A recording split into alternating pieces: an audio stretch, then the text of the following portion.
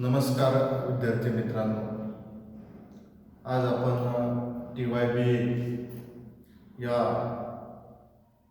वर्गामधील राज्यशास्त्र या विषयाच्या संदर्भामध्ये आपण त्या ठिकाणी चर्चा करणार आहोत.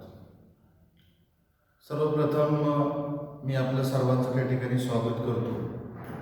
ज्या विद्यार्थ्यांनी TYBला राज्यशास्त्र हा जनरल पेपर घेतलेला आहे त्या पेपरच्या संदर्भामध्ये आज आपण त्या ठिकाणी चर्चा करणार आहोत.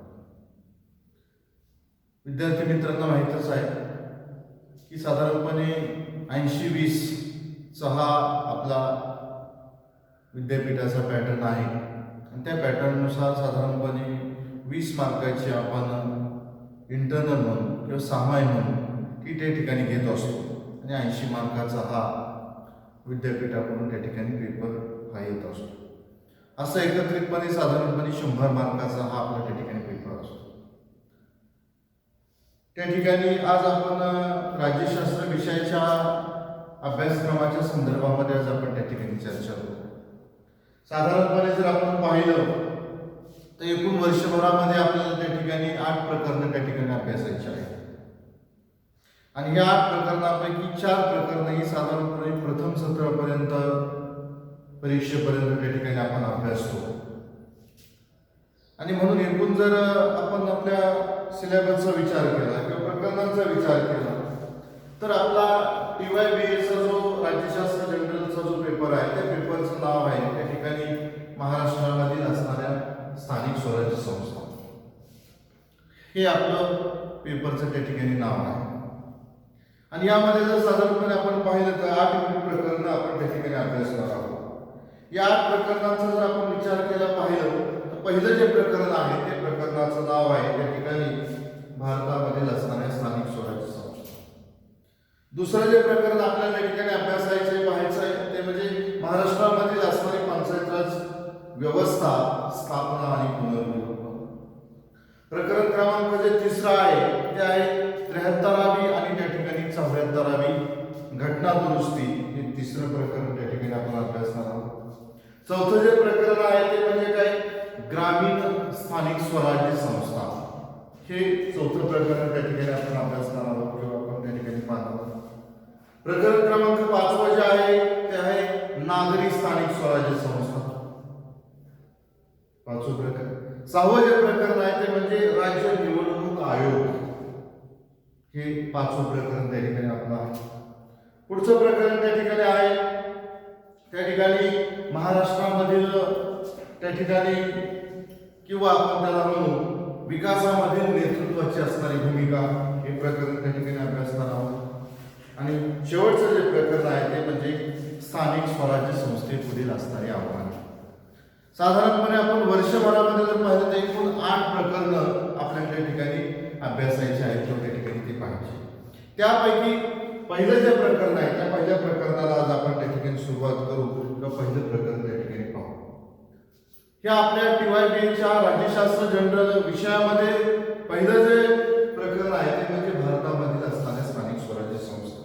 आपण जर पाहिलं तर पेपरचं नाव आपण पाहिलं की महाराष्ट्रातील स्थानिक स्वराज्य संस्था, परंतु तरी देखील एक आपल्याला या ज्या स्थानिक स्वराज्य संस्था आहेत या संस्थांच्या बाबतीमध्ये आपण थोडक्यात म्हणू की आपण त्याच्याविषयी थोडी प्रास्ताविक म्हणून किंवा प्रस्तावना किंवा थोडासा इतिहास आपण त्या ठिकाणी समजून घेऊ, त्या ठिकाणी पाहू.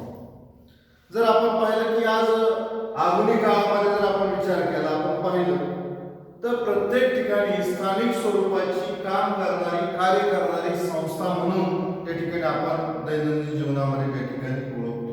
म्हणजे स्थानिक स्वरूपाच्या तर दैनंदिन स्वरूपाच्या अनेक प्रकारच्या सेवा सुविधा देण्याचं काम या संस्था त्या ठिकाणी निर्माण करत असतात आणि म्हणूनच त्यांना आपण म्हणतो काय, त्या ठिकाणी स्थानिक शासन म्हणतो किंवा स्थानिक स्वयंशासन म्हणतो किंवा आपण त्याला म्हणतो की स्थानिक स्वराज्य संस्था. अशा संदर्भामध्ये ही अशी वेगवेगळी नाव वेगवेगळ्या ठिकाणी आपल्याला त्या ठिकाणी दिसून येतं.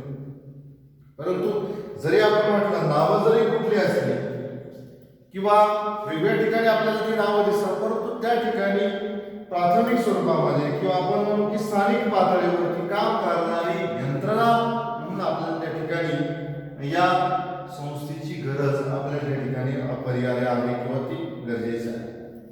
आपण पाहतो की आज आधुनिक युगामध्ये, आधुनिक काळामध्ये जर आपण पाहिलं तर आधुनिक काळातील राज्य आपण विचारात घेतली किंवा आपण त्याला देश म्हणू, मग काय, या देशाची लोकसंख्या आणि भूप्रदेश किंवा जमीन हे जर आपण पाहिलं, उदाहरणार्थ आपण विचार करू, भारत असेल, अमेरिका असेल, ऑस्ट्रेलिया असेल, कॅनडा असेल, ही जगातील अशा अनेक विस्तीर्ण लोकसंख्या आणि क्षेत्रफळ असणारे देश आहेत. आणि मग अशा देशांमध्ये किंवा भारताचा आपण विचार करू, भारताचा जर विचार केला तर साधारणपणे 125 कोटीपेक्षा अधिक असणारी लोकसंख्या, भारताचं भौगोलिक क्षेत्र, अशा बाबतीमध्ये केंद्रीय पातळीवरून त्या ठिकाणी स्थानिक कारभाराचं किंवा देशाचा कारभाराचं नियंत्रण करणं शक्य नाही किंवा त्या ठिकाणी अनेक अडचणी आहेत. मग काय, मग त्यासाठी केंद्र सरकार, राज्य सरकार आणि त्याबरोबर आपण पाहतो की तिसरी जी व्यवस्था निर्माण केलेली आहे, तिसरी व्यवस्था स्थानिक पातळीवरती आपण म्हणू, उदाहरणार्थ गाव पातळीवर पुण्यातली ग्रामपंचायत असेल, छोट्या शहरामध्ये आपण पाहतो नगर परिषद असेल, पुणे, मुंबई, नाशिक, हैदराबाद, चेन्नई, दिल्ली अशी जी मोठाली शहर आहेत त्यासाठी महानगरपालिका असे पद्धतीच्या व्यवस्था आपण त्या ठिकाणी निर्माण केलेल्या आपल्याला त्या ठिकाणी दिसून येतात. जर आपण पाहिलं की ह्या सर्व बाबतीत अशी गाव असेल किंवा शहर असेल त्या ठिकाणी त्या नागरिकांच्या दृष्टिकोनातून आपण पाहतो की त्यांचं जीवन जगण्यासाठी अनेक गोष्टींची आवश्यकता आहे किंवा गरज आहे. त्यासाठी आपण पाहतो की स्थानिक लोकांचं जे जीवनमान उंचवणं गरजेचं आहे. त्याच पद्धतीने आपण पाहतो की आज वेगळ्या पद्धतीची राज्याची कामं ती आर्थिक असतील, सामाजिक असतील, शैक्षणिक असतील, सांस्कृतिक असतील, अशी जी अनेक पद्धतीची जी कामं आहेत, जी कार्य आहेत, ती कार्य करणं त्या ठिकाणी गरजेचं आहे. आणि मग काय की असे अनेक कामं करणं गरजेचं आहे राज्याला. मग आपण म्हणतो राज्याने सर्वांगीण विकासाच्या दृष्टिकोनातून अनेक कामं करणं गरजेचं आहे. मग आपण यालाच काय म्हणतो, ह्या सर्व कार्यांनाच काय तर त्या दृष्टिकोनातून आपण म्हणतो की कल्याणकारी राज्य. मग काय कल्याणकारी राज्य, तर कल्याणकारी राज्यामध्ये या अनेक प्रकारच्या गोष्टींचा त्या ठिकाणी काय होतो, समावेश होतो. राज्याचे कल्याणकारी राज्याची भूमिका म्हणजे काय, राज्याने व्यक्तीच्या सर्वांगीण विकासासाठी ज्या ज्या अनेक गोष्टी लागतात त्या गोष्टी किंवा त्या ठिकाणी सेवा सुविधा पुरवणं त्या ठिकाणी गरजेचं आहे किंवा त्या गोष्टी आज अपरिहार्य असलेल्या आपल्याला त्या ठिकाणी दिसून येतात. जर आपण पाहतो कल्याणकारी राज्याच्या भूमिकेतून आपण पाहतो राज्याला हे काम करायचे आहे, मग राज्य कसं करू शकणार आहे, तर त्या दृष्टिकोनातून आपण पाहतो की काय दिले, देश, राज्य, विभाग, आपण पाहतो की उपविभाग, जिल्हा, तालुका आणि गाव अशा वेगवेगळ्या पातळीवरती आपण पाहतो काय केलेले आहे, अनेक पद्धतीची व्यवस्था निर्माण केली आहे. त्या व्यवस्थेच्या माध्यमातून आज त्या ठिकाणी कारभार होणं गरजेचं आहे. आपण पाहतो की स्थानिक पातळीवरती अनेक लोकांच्या गरजा आहेत, अनेक समस्या, अनेक प्रश्न आहेत. आणि मग भारतासारख्या देशामध्ये हे प्रश्न सोडवायचे असतील, या समस्या सोडवायच्या असतील तर निश्चितपणे अशा गोष्टी करणं गरजेचं आहे किंवा त्या ठिकाणी अपेक्षित आहे. विशेष करून आज आपण पाहतो लोकशाही व्यवस्थेमध्ये किंवा लोकशाही शासन व्यवस्थेमध्ये असणाऱ्या देशामध्ये त्या देशाला राज्यकारभार करणाऱ्या ज्या व्यवस्था आहेत त्यांना प्रामुख्याने काय करणं की लोकशाही व्यवस्था ही त्यांची मोठी जबाबदारी आहे. कारण आपण पाहतो लोकशाहीमध्ये जर आपण पाहिलं, लोकशाही म्हणजे अपेक्षित काय, लोकांनी लोकांच्या कल्याणासाठी कारभार करणं गरजेचं आहे. जे निवडून दिलेले लोकप्रतिनिधी असतील किंवा जी व्यवस्था असेल त्या व्यवस्थेच्या माध्यमातून आपण पाहतो विचार केला तर निश्चितपणे त्या गोष्टी किंवा काम करणं त्या ठिकाणी गरजेचं आहे. तर तो भाग त्या ठिकाणी आपल्याला अपेक्षित आहे. आणि म्हणून स्थानिक स्वराज्य संस्थेमध्ये आपण पाहतो की केवळ निवडणुका लढवणं किंवा प्रामुख्याने लोकप्रतिनिधींनी काम करणं किंवा निवडून देणं एवढी जबाबदारी आहे. तर त्या दृष्टिकोनातून आपण पाहतो की स्थानिक लोकांना सुद्धा राजकीय व्यवस्थेचं शिक्षण मिळालं पाहिजे, राज्यकारभार त्या ठिकाणी कसा केला जातो, राज्याचा देशाचा, म्हणजे एक प्रकारे आपण काय म्हणतो की लोकांना एक पद्धतीचं प्रशिक्षण देण्याची व्यवस्था सुद्धा आपल्याला या स्थानिक स्वराज्य संस्थेकडे त्या ठिकाणी पाहता येईल किंवा त्या ठिकाणी लोकांचा निकट संबंध आहे की मतदान कसं करणं, कारभार कसा त्या ठिकाणी करणं, त्या दृष्टिकोनातून स्थानिक स्वराज्य संस्थेच्या माध्यमातून काय होतं, एक प्रकारे लोकांना शिक्षण देण्यासाठी किंवा ट्रेनिंग स्कूल म्हणून सुद्धा आपल्याला त्या ठिकाणी स्थानिक स्वराज्य संस्थेकडे पाहता येईल तर तशा पद्धतीची भूमिका सुद्धा करणं त्या ठिकाणी गरजेचं आहे की आवश्यक. ठीक आहे, आपण पर्यंत घेतो. पुढचा जो मुद्दा आपण त्या ठिकाणी विचारला की तो म्हणजे त्या ठिकाणी अर्ज. मग काय आहे स्थानिक स्वराज्य संस्था म्हणजे काय, तर तिचा अर्थ पाहणं आपल्याला त्या ठिकाणी गरजेचं आहे. जर आपण साध्या आणि सोप्या भाषेमध्ये जर आपण विचार केला की काय स्थानिक स्वराज्य संस्था म्हणजे काय, तर स्थानिक लोकांच्या प्रतिनिधीची स्थानिक स्वरूपाची कार्य करणारी आणि काही प्रमाणामध्ये शासनाचे नियंत्रण असणारी स्वायत्त संस्था म्हणजे स्थानिक स्वराज्य संस्था होय. म्हणजे जर आपण पाहिलं तर काय होतंय, तर अशा पद्धतीने आपल्याला ही स्थानिक स्वराज्य संस्थेचा अर्थ किंवा आपण त्याला व्याख्या म्हणतो काय की यामध्ये लोकांनी स्वतः स्थानिक लोकांनी त्या ठिकाणी स्वतःचा कारभार त्या ठिकाणी स्वतःच्या लोकांच्या माध्यमातून पाहणं किंवा करणं हा सुद्धा भाग त्या ठिकाणी महत्वाचा आहे किंवा आपण त्याला या दृष्टिकोनातून विचार करतोय. जर आपण विचार केला पाहिलं तर अनेक वेगवेगळ्या अभ्यासकांनी सुद्धा त्या ठिकाणी स्थानिक स्वराज्य संस्थेची व्याख्या दिलेली आहे की W.H. जॅक्सन आहे. ते काय म्हणतात, स्थानिक स्वराज्य संस्था म्हणजे काय, विशिष्ट भागातील लोकांनी लोकशाहीच्या मार्गाने निवडून दिलेल्या मंडळाकडून स्थानिक कारभार स्थानिक सेवा यांचे व्यवस्थापन व प्रशासन होईल. जॅक्सन हे काय म्हणतात की स्थानिक शासन म्हणजे काय, विशिष्ट भागातील लोकांनी लोकशाहीच्या मार्गाने निवडून दिलेल्या मंडळाकडून स्थानिक कारभार स्थानिक सेवा यांचे व्यवस्थापन व प्रशासन होईल. अशा पद्धतीची व्याख्या ही जॅक्सन यांनी आपल्याला त्या ठिकाणी केलेली दिसते. किंवा आपण पाहतो की केंद्र सरकार आणि राज्य सरकार यांच्या बाबतीमध्ये सुद्धा काय, किंवा जर आपण राज्यघटनेचा विचार केला, राज्यघटनेमध्ये पाहिलं तर साधारणपणे 7व्या अनुसूचीमध्ये त्या ठिकाणी आपण पाहतो अनुसूची 5व्या क्रमांकावर स्थानिक स्वराज्य संस्थेची व्याख्या दिलेली आहे.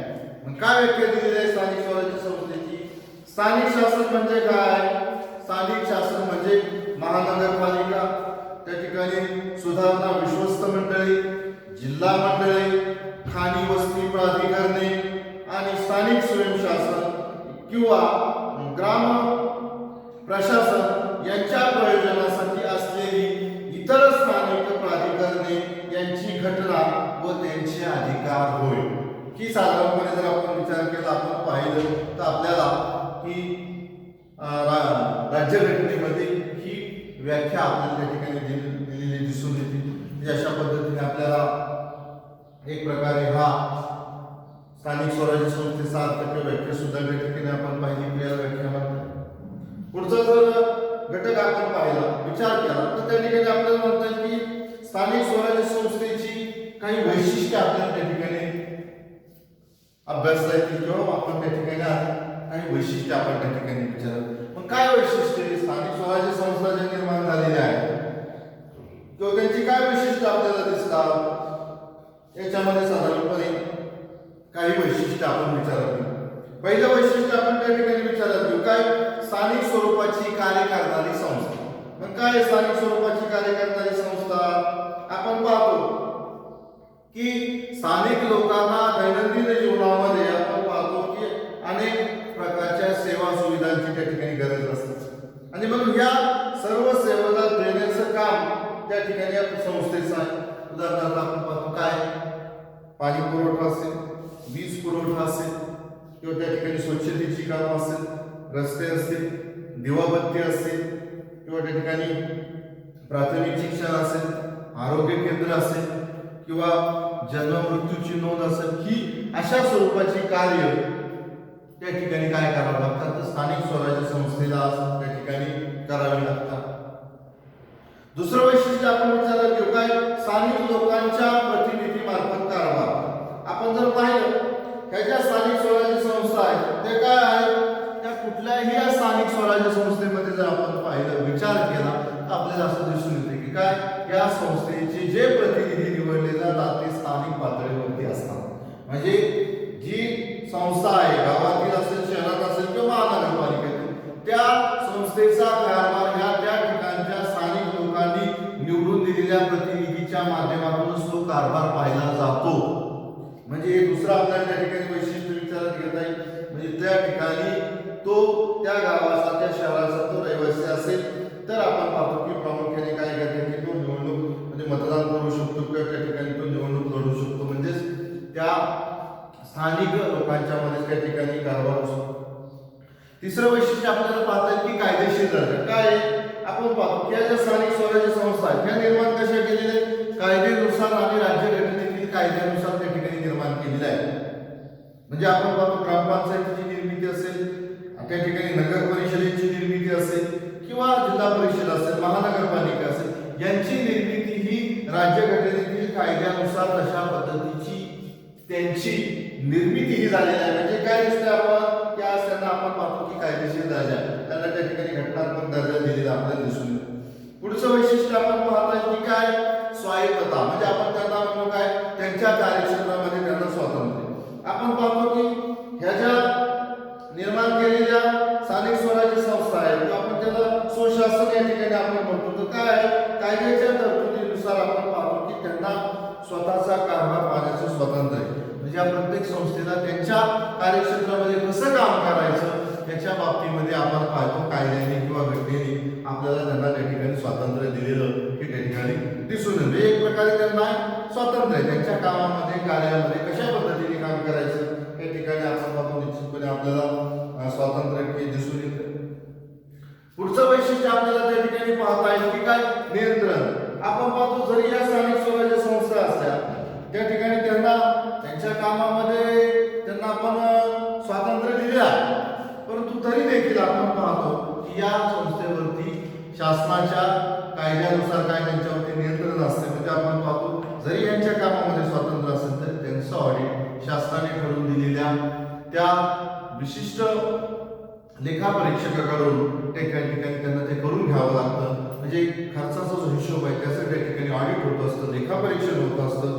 आणि किंवा वेगवेगळ्या बाबतीमध्ये सुद्धा आपण पाहतो की नेमणूक असेल, बरखास्ती असेल किंवा काही इतर याच्या बाबतीमध्ये राज्य सरकारच्या कायद्यानुसार अध्यादेशानुसार अशा पद्धतीचं एक प्रकारे नियंत्रण ठेवण्याचं काम सुद्धा आपल्याला या ठिकाणी झालेलं दिसून येते. म्हणजेच आपण जर पाहिलं ह्याच्या स्थानिक स्वराज्य संस्था आहेत आपण पाहतो की शासन त्यांना अनेक वेगवेगळ्या बाबतीमध्ये कामामध्ये त्या ठिकाणी अनुदान देत असतं आणि ते वित्तीय अनुदानाच्या माध्यमातून ते काम कसं करायचं, कुठलं करायचं या बाबतीमध्ये स्वातंत्र्य असेल तरी त्या ठिकाणी नियंत्रण होत असतं. किंवा स्थानिक स्वराज्य संस्थेला त्यांची कर्तव्य आणि कार्य ठरवून दिलेले मग त्या कामामध्ये त्या कर्तव्यामध्ये त्यांनी काम चुकारपणा केला, भ्रष्टाचार झाला, काही चुकीचं झालं ते या माध्यमातून चौकशी करून त्यांच्यावरती नियंत्रण निर्माण करणं किंवा त्यांना वेळ प्रसंगी तशा चुकांपासून थांबवण्याचा सुद्धा अधिकार त्या ठिकाणी शासनाला.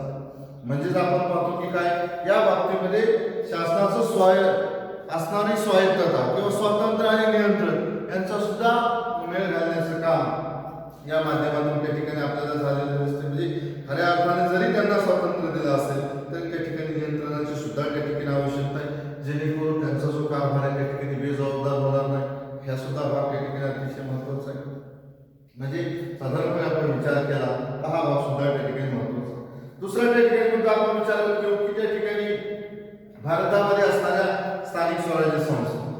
आता आपण जर या सुरुवातीच्या प्रस्तावनेमध्ये म्हणून किंवा त्याच्यामध्ये हा जर एक मुद्दा आपण घेतला की भारतामध्ये स्थानिक स्वराज्य संस्था जर आपण पाहिले आपण पाहतो की स्थानिक स्वराज्य संस्था किंवा स्थानिक स्वयंशासन भारतामध्ये ह्या काही नवीन स्वरूपामध्ये आलेले नाही किंवा भारत देशात आहे काय तर आपल्या देशाचा इतिहास पाहिला अगदी प्राचीन काळापासून या संस्था आपल्याकडे अस्तित्वात असलेल्या आपल्याला त्या ठिकाणी दिसून येतात. म्हणजे ऐतिहासिक अनेक पद्धतीचे ग्रंथ दस्तावेज जर पाहिले तर त्या ग्रंथांमध्ये दस्तावेजामध्ये आपण पाहतो की स्वयंशासनाविषयी उल्लेख दिसून येतात. किंवा आपण पाहतो उदाहरणार्थ जर आपण विचारात घेतलं की पंचायत हा जो शब्द आहे हा पंचायत शब्द जर आपण मुळी हा शब्दच भारतीय आहे, तो काही इंग्रजी किंवा लॅटिन किंवा इतर कुठल्या भाषेवरून त्या ठिकाणी आलेला आपल्याला त्या ठिकाणी दिसत नाही.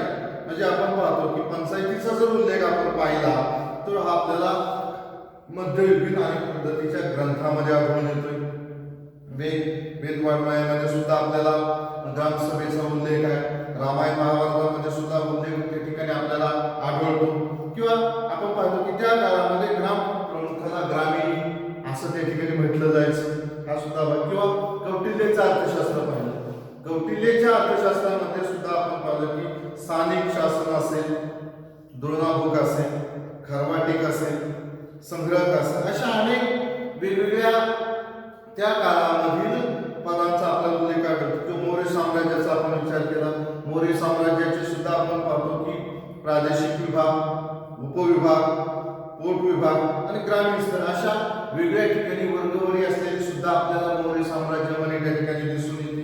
किंवा गावातील पंचायतीच्या बाबतीमध्ये त्या काळामध्ये ग्रामसभेच्या प्रमुखास ग्रामीण असं म्हटलं जायचं. गावामध्ये असणारा कोण ज्येष्ठ नागरिक आहे, ज्येष्ठ नागरिक जे साधारणपणे 5 ज्येष्ठ नागरिक म्हणून प्रमाणे त्या ठिकाणी कारभार पाहायला जायचा.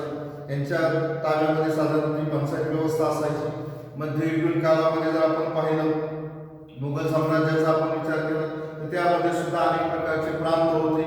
प्रांतांची जिल्ह्यामध्ये त्या ठिकाणी आपल्याला विभागणी केलेली जायची. जिल्हे ज्याला त्या ठिकाणी परगणा असं त्या ठिकाणी म्हटलं जायचं.